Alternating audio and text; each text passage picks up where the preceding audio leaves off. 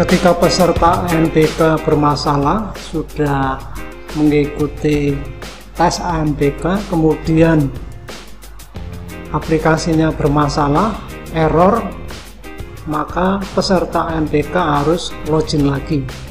Nah, yang perlu dilakukan Proctor adalah melakukan tindakan reset. Nah, ini adalah komputer Proctor. Jadi Proctor yang perlu dilakukan adalah mengeksekusi dengan cara reset peserta.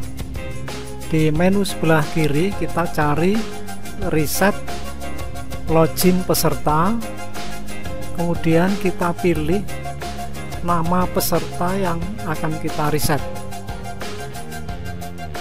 Nah, nanti setelah dieksekusi, maka peserta tadi bisa login masuk ke aplikasinya, dan jangan khawatir bahwa hasil yang peserta sudah diinputkan, sudah melaksanakan ANBK itu tidak hilang, sudah tersimpan pada komputer Proctor. Oke, itu saja yang dapat saya sampaikan. Semoga video tutorial ini bermanfaat. Sampai jumpa pada video yang akan datang. Bye bye.